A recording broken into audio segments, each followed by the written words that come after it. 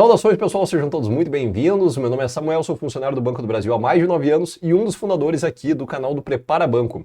Hoje eu vou trazer para vocês um assunto que deve ser um pouco de curiosidade, que era muita curiosidade minha na época, que era saber como que as pessoas eram aprovadas nos concursos. Hoje eu trago a minha história de como que eu fui aprovado no Banco do Brasil e depois na Caixa Federal logo na sequência.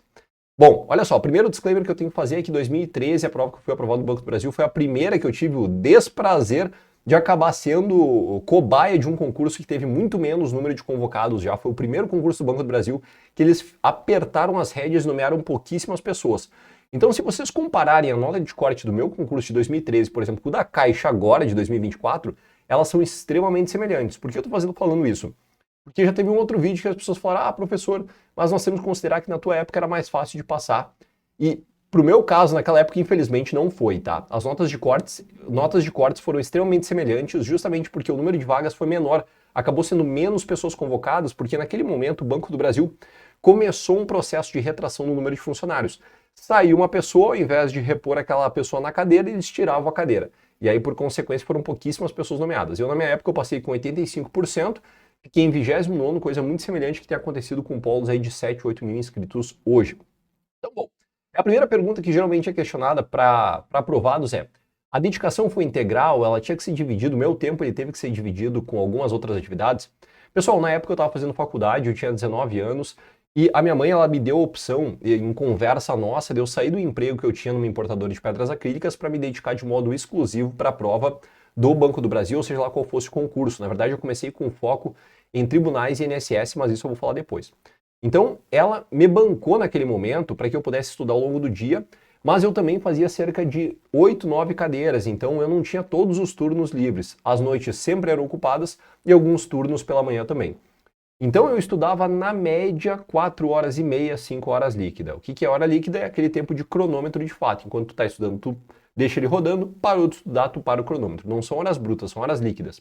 Eu conseguia me dedicar a cerca de 4 horas e meia, 5 horas líquidas por dia, tendo a dedicação integral aos estudos, porque eu tinha mais a obrigação da faculdade, mas eu não precisava trabalhar para me sustentar. Isso com certeza foi um diferencial, também eu tenho que agradecer a minha mãe por isso, mas ao mesmo tempo eu vejo inúmeros casos de pessoas que conseguem ser aprovadas ainda com o tempo de trabalho. E naquela época também não existiam planejamentos, como é o caso do Prepara Banco, que faz tudo para vocês todas as semanas. Um pequeno exemplo.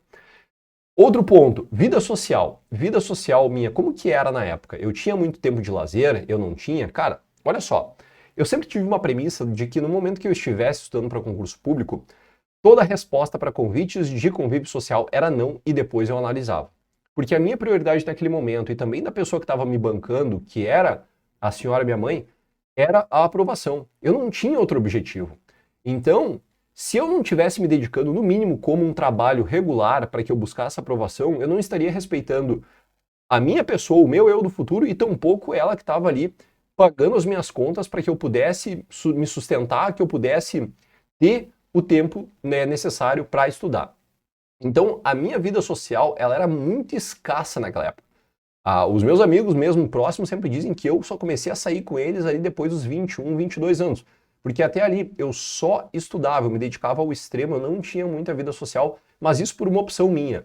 Eu não estou dizendo que seja o caso de todas as pessoas. Hoje mesmo, eu estou com 31 anos, eu acabo saindo um pouco mais, ainda que eu tenha empresa, tenha banco, tenha uma série de coisas, porque eu já começo a me dar esses luxos e eu tenho um pouco mais dessa necessidade que na época eu não tinha tanto. Até porque como eu não tinha renda, eu também sentia essa obrigação de dizer mais nãos, ficar melhor financeiramente, para depois poder sair. Isso é uma escolha pessoal. Estou dizendo que é o correto? Não. Estou dizendo que foi o que eu fiz naquele momento. Tá certo? Foi uma escolha minha. A outra que é muito normal. Cara, vale a pena a gente fazer outros concursos como teste? Vocês querem estudar para Banco do Brasil, vocês querem estudar para Caixa? Vale a pena fazer uma prova de uma prefeitura? Vale a pena fazer um INSS quando vem? Um CNU? Cara, olha só. Qual foi a minha experiência? Antes da prova do Banco do Brasil, que foi a minha primeira aprovação em concurso, eu comecei estudando para o Tribunal de Justiça e depois para o INSS. O Tribunal de Justiça foi meu primeiro concurso na vida que eu fiz. Eu não sabia absolutamente nada, eu não sabia como estudar, e na época, inclusive, eu peguei um curso telepresencial que eu tinha que me deslocar até uma cidade do lado. Eu morava em São Leopoldo e até Canoas, dava mais ou menos uns 25 minutos de trem, só para entrar numa sala e assistir uma televisão. Ali naquele momento, eu não sabia exatamente nada sobre concurso, eu não sabia absolutamente nada. E eu comecei a aprender a estudar para concursos, então para isso serviu. Só que o fato de eu ter ido de um tribunal de justiça para depois para o INSS fez com que eu perdesse muita carga de estudo, cara. Então ficar migrando, pipocando de área em área, isso é um erro absurdo que vocês podem cometer. Ir do Tribunal de Justiça para depois ir para a área bancária, isso foi terrível, porque eu tive uma perda na curva de aprendizado, bem como para o INSS depois aconteceu a mesma perda de curva de aprendizado de novo. O que eu consegui aproveitar foi lá português, matemática e outras disciplinas. Então, cara, não fique migrando de área. Para quem vai estudar para banco e quer buscar aprovação em banco, é maravilhoso, porque agora a gente tem concursos praticamente anuais. Vai ter Banco do Brasil, teve Caixa, vai ter Banco do Brasil. Provável que já veio uma caixa de novo na sequência pelo número restrito de vagas, e assim deve continuar porque os bancos agora encontraram o meio de se fazer esses concursos periódicos. Portanto, é muito melhor que vocês sigam em uma única linha, porque as diferenças de um edital para o outro, elas são geralmente muito pequenas. Então, o concurso como teste, eu acho válido se vocês não irem com aquela obrigação, principalmente se ele for de outra área. Agora, se ele é da área de vocês, aí sim vocês devem se dedicar. Então, acho que é muito melhor vocês manterem uma linha de raciocínio, manter uma área afim sem ficar pipocando, cara, porque isso vai fazer com que vocês fiquem muito mais lentos e principalmente para aquelas pessoas que não conseguem ter a dedicação exclusiva que eu tive a honra de ter. Então, vocês precisam aproveitar o tempo muito bem e como que vocês fazem isso? Através de uma única área específica. É concurso bancário? Então sigam por aqui e não fiquem mudando a rota, porque oportunidades irão surgir. Beleza? Surgir, né? Não surgir, surgir.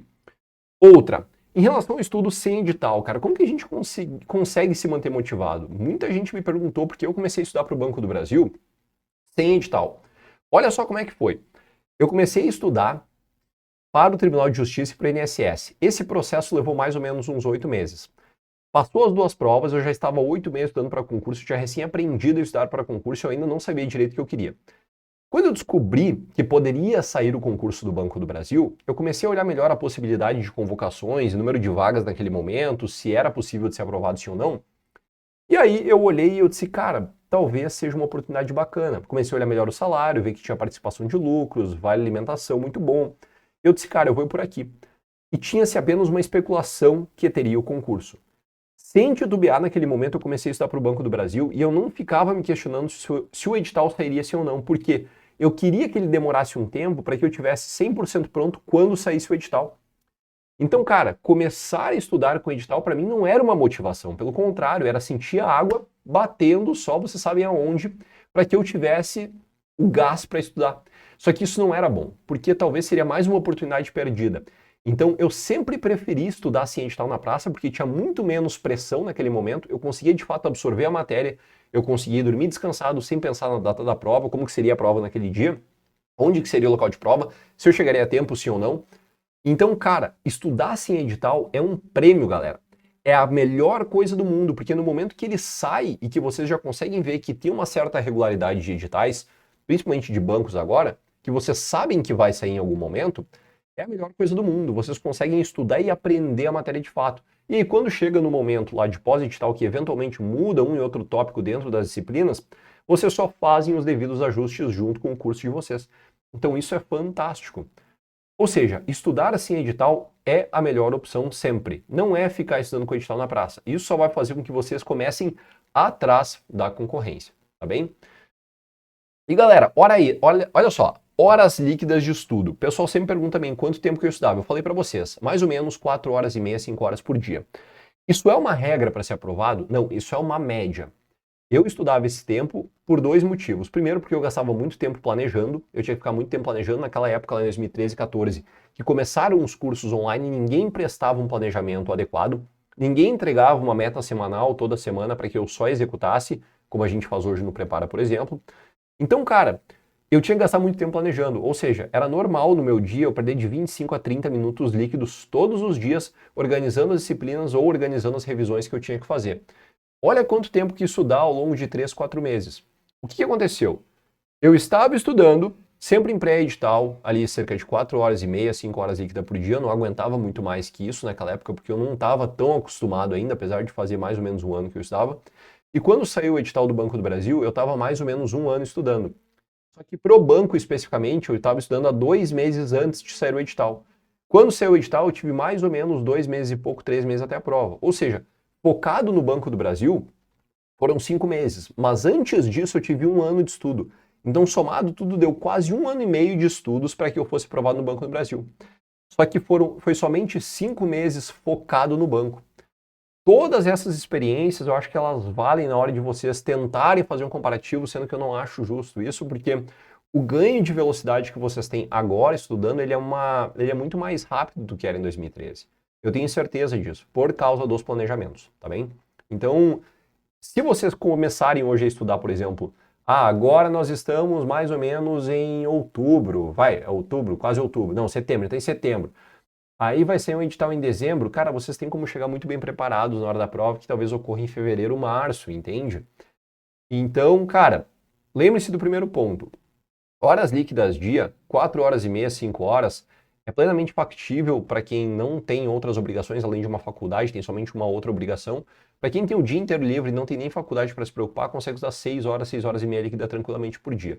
A partir dali começa a ficar um pouco mais difícil, porque o cérebro precisa se acostumar primeiro para que vocês consigam passar mais tempo nos livros. Então, cara, eu acho que vocês entendendo um pouquinho mais de como foi minha história para ser aprovado no Banco do Brasil, vocês já consigam trazer isso para a realidade de vocês. De 2013 para 2014, daí eu fiquei mais um ano estudando e tive bastante tempo até vir a prova da Caixa e também ser aprovado. Da objetiva, eu fiz uma nota excelente, eu fiquei entre os primeiros da minha região. O que me derrubou bastante foi a minha nota da redação. Eu tinha voltado dos Estados Unidos há pouco tempo, tinha perdido a mão, escrevi mal, fui eliminado, tive que entrar com recursos para só recuperar os 50%, que era a nota de corte. Então ali foi um fiasco, mas a minha nota objetiva foi tão alta que me empurrou lá para cima e inclusive me convocaram nesse concurso também, tá bom? Então, pessoal, espero que de alguma maneira essa experiência minha dentro das aprovações, passando pelo Banco do Brasil ali aos 19, 20 anos, depois na Caixa nos 21 para 22, tenha ajudado vocês para continuar a trajetória e sigam se motivados, pelo amor de Deus, tá bom? Se tiver qualquer dúvida, mande aqui nos comentários, que é sempre uma honra responder a todos. Ó, beijo enorme, abraço apertado e excelentes estudos. Valeu!